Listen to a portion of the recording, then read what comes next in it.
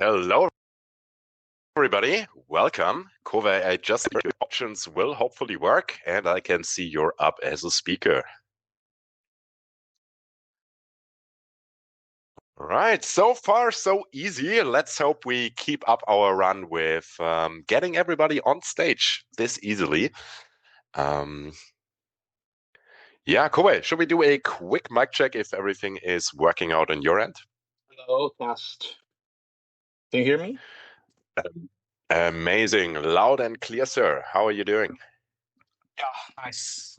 So, yeah, we'll go to all the Taipei Blockchain Week stuff, but really glad to have the Buildsphere with Echo Protocol. Yeah. Oh, yeah. I mean, thank you for joining. Usually I'm winging these alone, but yeah, I've got a feeling that you will be able to provide a lot of value here, share a little bit of the insights from the IF side, perhaps. So, yeah, curious on what you can tell us here in regards to BTC-Fi happening on IOTA. Yeah, we can wait for John Franco to come first. Yeah. Oh, yeah. Yeah, eager to get going, but we will, of course, wait for John. And yeah, also special welcome to Salima. Great to have you here as well. All of the right people showing up already. I suspect the notification on Discord will be going out shortly as well. And yeah, then it's just a matter of one more stage slot to fill.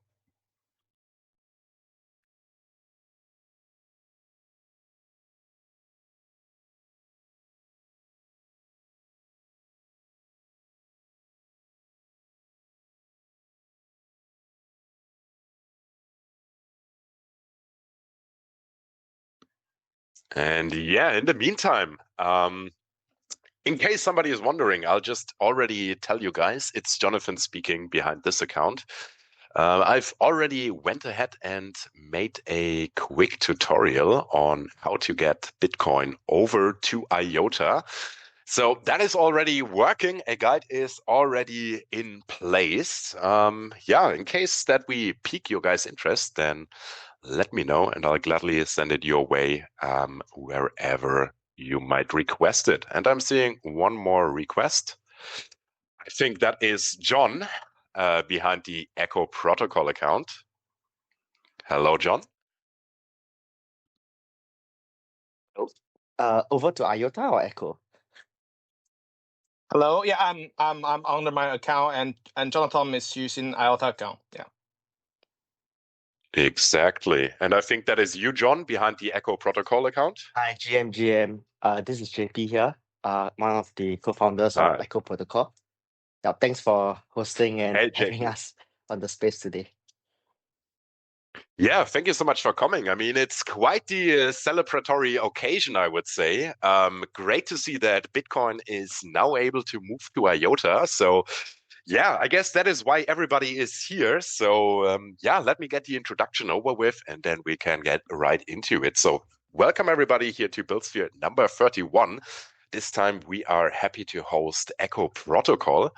And just to tell you a little bit about Buildsphere, in case you're not aware yet, this is basically the format where we introduce the builders that are populating the IOTA chain. And so, yeah, whenever there is a new protocol launching or something new is coming up, then of course we want to take the opportunity and learn everything there is to know. So that is why we are all here today. I'm your host, Jonathan. And with that, I think, yeah, why don't we get into the introductions? JP, why don't we start out with you? Tell us a little bit about yourself and your role at Echo Protocol, please. Yep, GM. My name is JP. I'm the co-founder and CEO over at Echo Protocol. Just a quick introduction about what Echo does. So Echo is the first restaking and liquidity layer built specifically for Move VM chains. Right now, Sorry, JP, I'll have to stop you there. I think we lost you for like 20 seconds when you were starting your introduction. I think we'll have to do a rerun of that. No worries. Can you guys hear me now? Yeah, that is working. Perfect. So once again, I'm JP, co-founder and CEO over at Echo Protocol. Just a quick introduction to myself. I think I've been in the space since 2019. Started investing in Bitcoin and Ethereum. Started off my career in crypto as an investor over at ABCDE.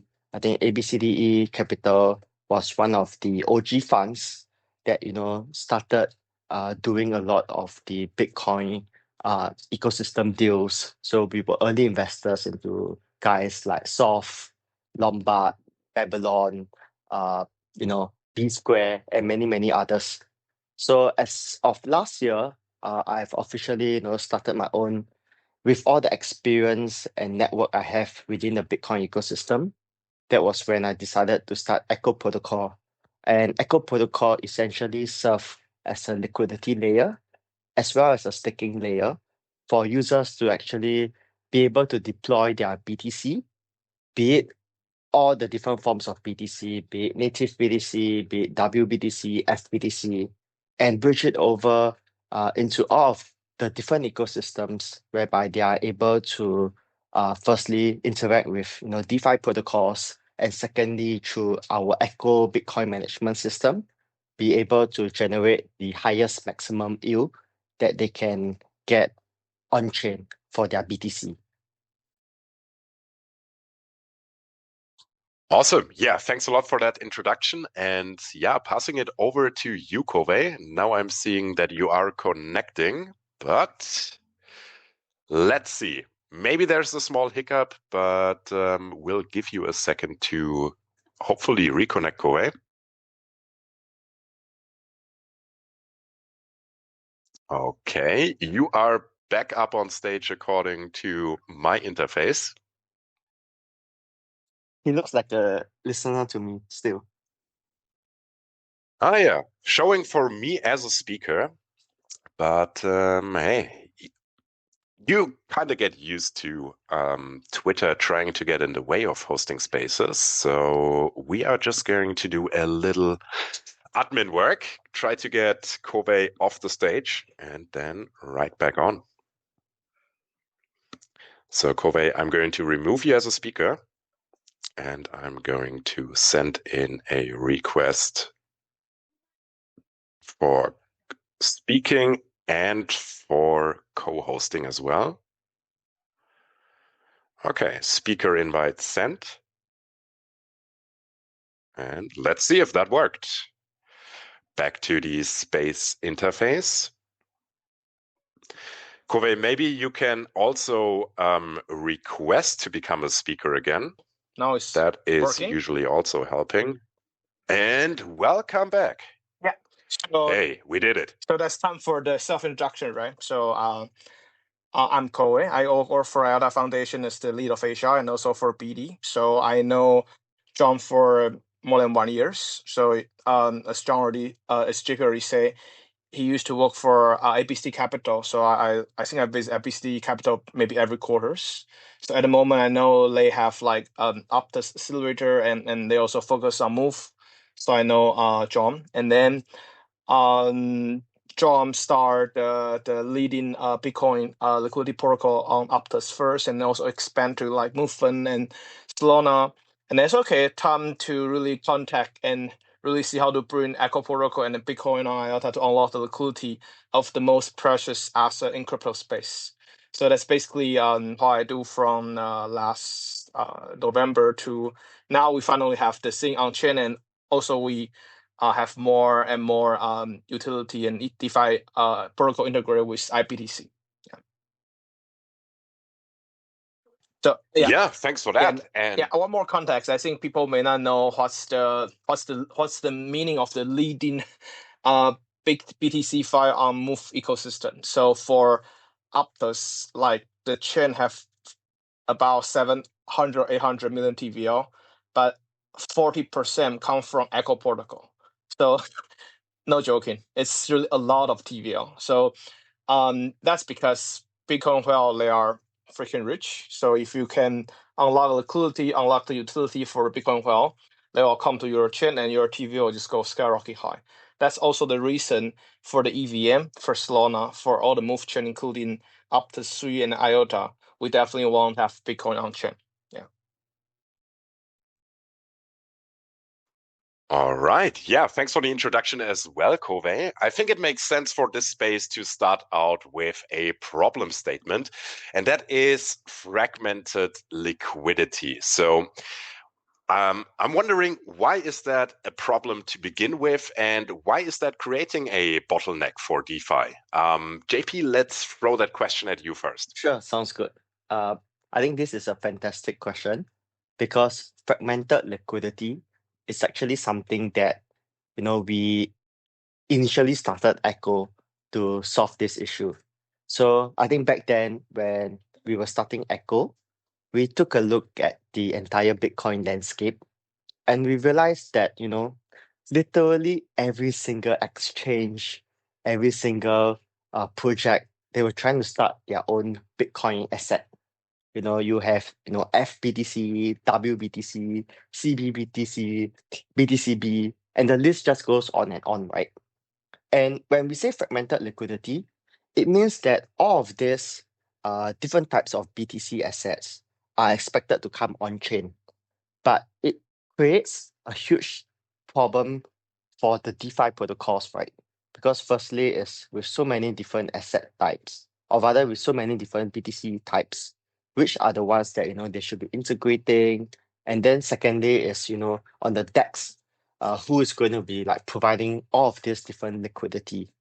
I think one thing we realized is that with all these different Bitcoin asset, from a technical integration, as well as from a user experience, it doesn't make sense to be flooding all of the DeFi protocols with so many different BTC assets that are eventually backed by the same asset, which is native BTC.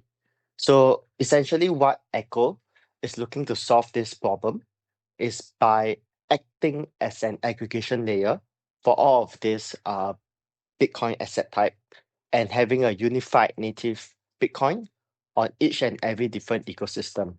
So how does this work? Is I can elaborate a bit. For example, if we just went live with IOTA Vault, so we are the first to actually create a unified native BTC on IOTA called IBTC.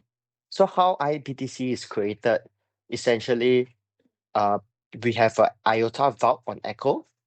This IOTA Vault, be it, let's say you buy your BTC on Binance using WBTC, or you buy your BTC on Coinbase through CBBTC. Essentially, what you can do is just take that BTC asset type, go into IOTA Vault, do a bridge with Echo itself, and receive the unified native asset called IBTC on IOTA, whereby you can go about doing all the different DeFi activities on IOTA through IBTC itself.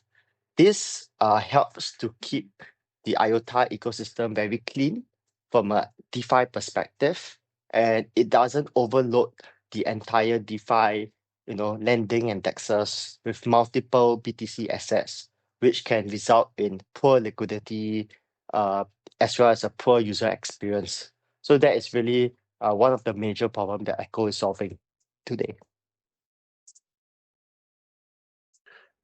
Yeah, amazing. Thanks for that explainer. And yeah, I think that makes a lot of sense. For example, if you're a automated market maker, then you are put in a tough position. Which kind of Bitcoin pairing, for example, would you want to incentivize? Or yeah, as you say, the liquidity is not as deep as if there is only one type of Bitcoin. If there is five, liquidity will be less deep. So yeah, makes a lot of sense in this case. I'm wondering about what kind of Bitcoin can we bring over there? So it is utilizing the B2 network, but you can basically bridge from a lot of Bitcoin standards. Is that correct? Yes, that's correct. So B Square creates their own like Bitcoin LST called UBTC. So UBTC is essentially just one of the many forms of BTC that Echo accept on its IOTA vault. Going forward, definitely will be integrating WBTC, FBTC, BTCB, Essentially, I think the way we decide what kind of BTC assets do we choose to integrate depends on some level of assessment that we have done to see whether the Bitcoin asset itself has fulfill certain criteria, as well as the demand from the IOTA community and ecosystem. So if you realize, Yeah, thanks for that. like basically if you realize that a lot of IOTA folks, there's a huge demand for, let's say, BTCB. Everyone's holding BTCB and they would like to get BTCB integrated on IOTA vault so that they can get iBTC. We'll adjust our integration according to the demand of the community.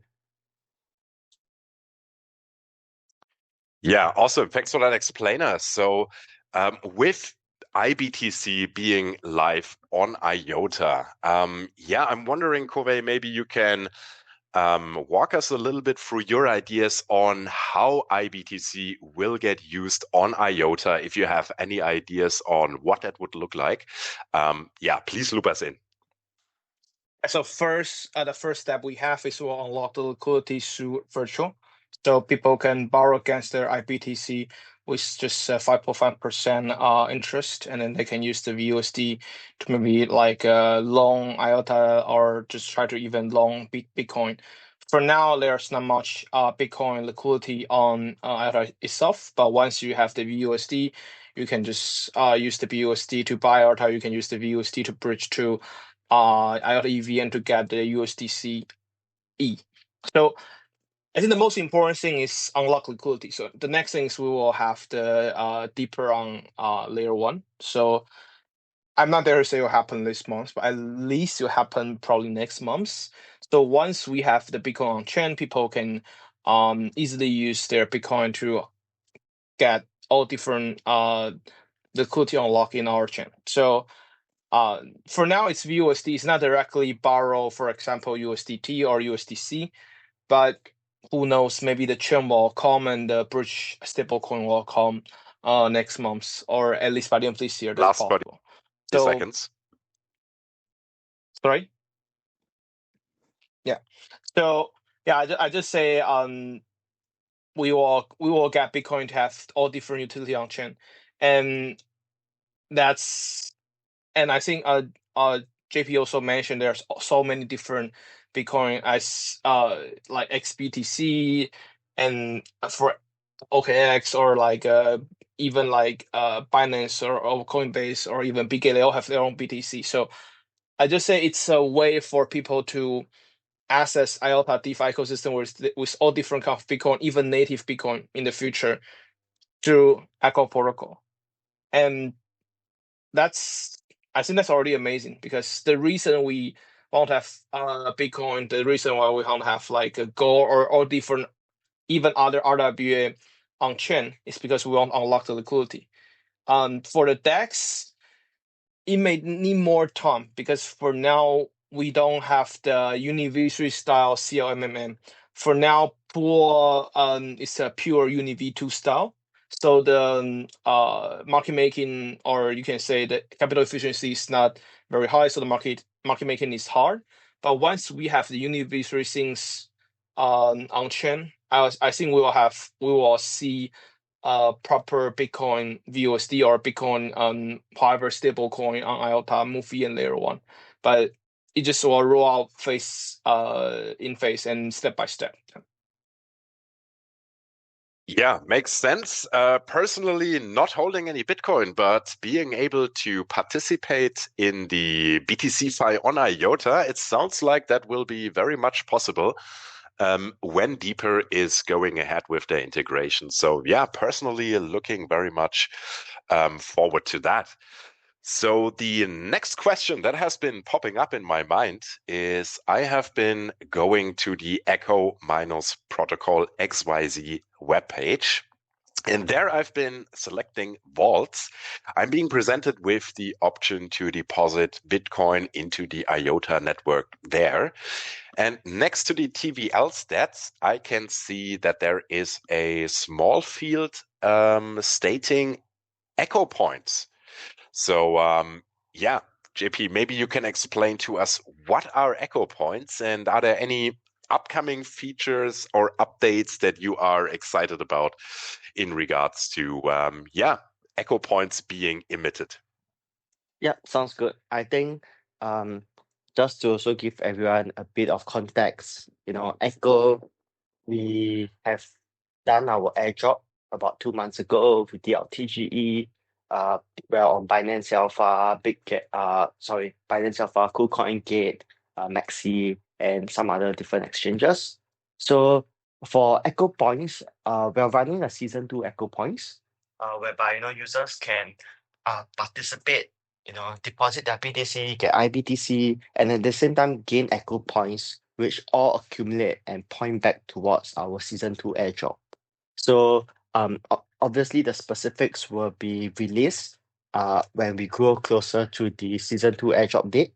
But right now, other than just being able to bring your Bitcoin into IOTA ecosystem, a very good way for users to also earn more yield is also to farm Echo Points, which will eventually be able to allow them to convert it into Echo tokens. All right. Yeah, amazing. So more points to be farmed. I'm kind of taking a liking to grabbing all the points that I can. It's not looking different here. We are moving on to the security question. That is, of course, always something people are rightfully concerned with. So, using Bitcoin, people will of course want to make sure that their assets are as safe as possible. So I'm wondering what kind of protections are in place for users of Echo protocol. So they can get their liquidity back whenever they wish. Yeah, so for Echo protocol, the way our security system works is, if let's say they deposit BTC, for native BTC, it will take them about, right now, I think 1 day to do the redemption as well as the subscription. For subscription, it's instantaneous, but for redemption, it's about 1 day. For all other different forms of BTC, like FBTC, WBTC, it's almost an instantaneous redemption whenever they redeem their IBTC for all of these different BTC assets. So the way we are doing it is from for all the different BTC assets like FBTC, WBTC, we actually have a smart contract that actually locks let's say if you're bringing WBTC into IOTA to get IBTC, Echo essentially do a smart contract lock on WBTC on EVM, and then we do lock and mint on IOTA itself where users can get IBTC. For users that are depositing native BTC, we work very closely with custody solutions like Kobo, whereby all of these native BTC are being held there, which is, I think in the time of history, there's never been a series of hack or breach. So what I can emphasize and I can assure users is that be it the type of BTC assets that you are depositing, security is always number one for us. And we'll continue to place this emphasis as we continue to do more and more integration. Yeah, thanks a lot for that explainer. Let's take the conversation a little bit into the realm of speculation where Bitcoin is headed next. So obviously it's pretty cool that you can do stuff with your Bitcoin instead of just letting it idle in your wallet. I'm wondering, in your opinion, are we going to see more native Bitcoin being used, or is Bitcoin going to increasingly live on other chains? Obviously, that brings benefits like smart contract capabilities, etc. So, I'm wondering, where is Bitcoin headed? Where is the future of it? Will it happen on the Bitcoin native network, or will it live on other chains for the most part? JP, let's start with you as well here. Yeah, sure. Happy to take this question too. I think right now a lot of the Bitcoin staking protocols It follows a very vanilla template whereby users are, or rather users or retails or even like institutions, what they are doing is they are taking their native BTC, depositing into a custody like Fireblocks, Kobo, and many others. And then from there, you know, we use these addresses to actually mint a one-to-one equivalent uh, Bitcoin asset on chain itself. Obviously, this doesn't really mean that native BTC is sitting on chain. It just means that WBTC, FBTC, these are just backed one to one by native BTC assets, right? But I think going forward, I do see a lot of interesting solutions like Fiamma BTC, whereby they are creating like their first and bit layer itself, right? Where they are creating like solutions like BitVM Bridge that actually truly brings the Bitcoin on chain via their BitVM solution. So I think that right now, I think a huge part of the Bitcoin liquidity isn't yet on chain.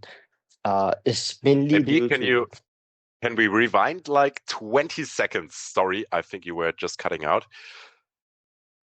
yeah, no worries. So I'm not sure where I left off at, but essentially what I was saying is right now most of the way that BTC is being brought on chain is through a very standard custody solution.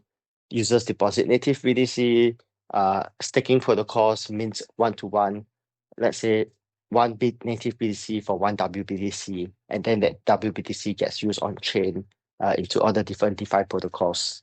Obviously, I think this is not the most effective way of bringing native BTC on chain, and we are increasingly seeing a lot of different solutions, like for example, Fiamma and BitLayer. What they are essentially doing is creating their own BitVM bridge that actually allows the Bitcoin to come into the Bitcoin network itself, and then bridging it over to different EVM, MoveVM chains. So I think that is one way whereby we are increasingly starting to bring native BTC on chain for increased transparency and just higher quality of BTC. So the way I see things moving forward is gradually, you know, all of these whales and Bitcoin institutions, they will eventually be open to bring their actual native BTC on chain. But I think this needs a lot of time as well as product being battle tested to ensure its security. Because I think as we know, Bitcoin is always known as digital gold. And for most of the folks that are holding BTC, the number one concern for them is security because no one wants to lose their Bitcoin.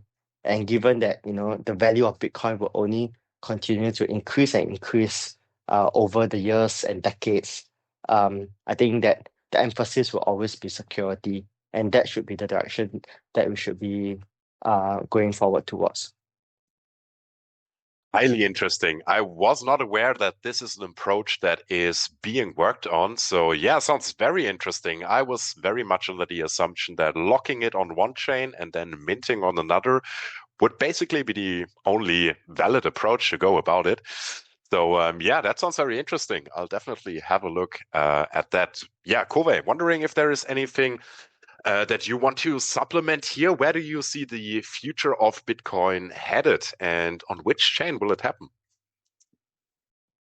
Yeah, I just want to echo with echo. It's like trust is very important, and security is the most serious concern for the Bitcoin holders. Then in the past cycle, we see a lot of the bridge they bust. So maybe use the MPC solution like Kobo to really map the Bitcoin from native Bitcoin to, for example, IOTA MoveVN, or be a more trusted solution.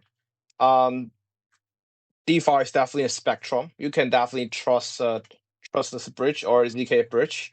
You can also adapt MPC bridge, which is reputational and built by and has running for years. So I'll just say, yeah, hello.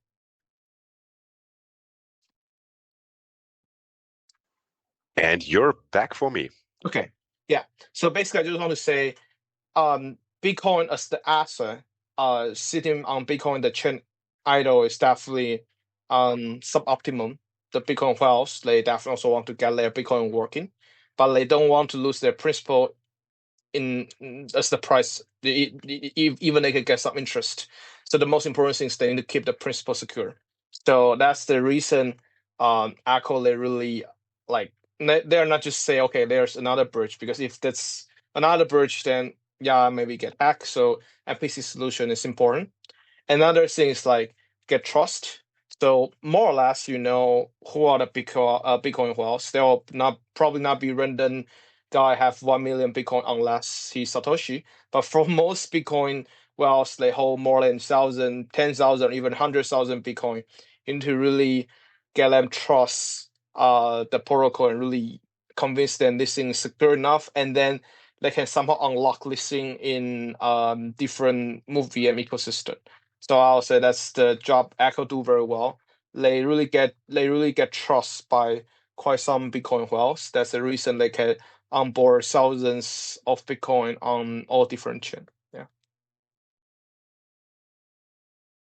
All right. Yeah. Thanks for sharing your insights here as well. And yeah, with that, that is basically all that I wanted to throw at you. So yeah, we are arriving at that part of the X space where I want to ask you, what is next for Echo Protocol? What can we look forward to?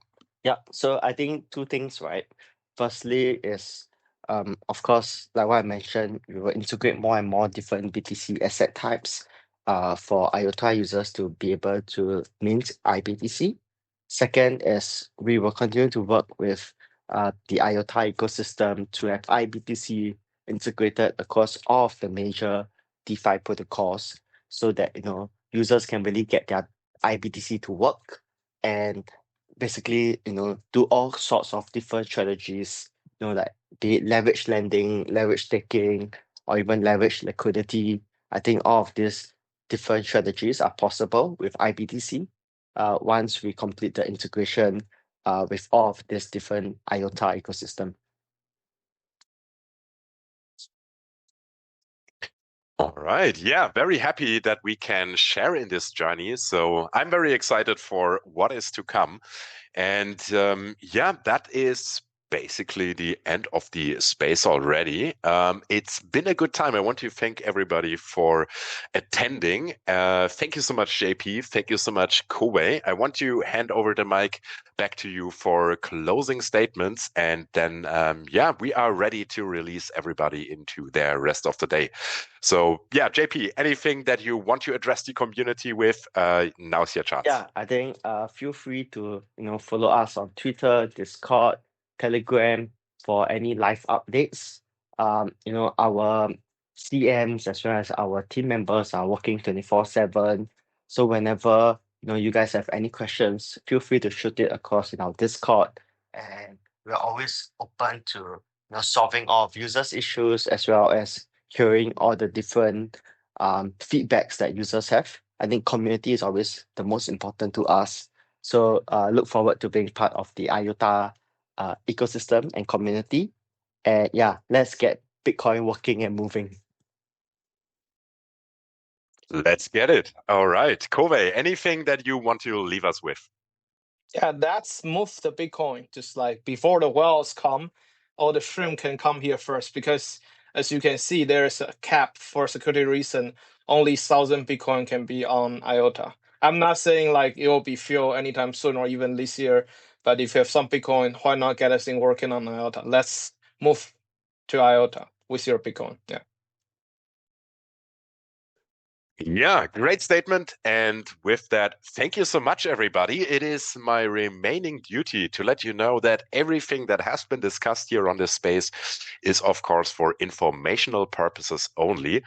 And yeah, JP and Kobe, thanks again so much for joining us today. Thanks everybody who is listening in and who will help us probably in sharing the spaces replay. Make sure to yeah, send it over to a friend or two. That will be very helpful. And Yeah, with that, thanks everybody. I catch you on, well, depends, Slack, Discord, Telegram, or on X. We are always happy to chat. So with that, enjoy the rest of your day, and I catch you guys for the next Buildsphere. Thank you, everybody. Bye-bye.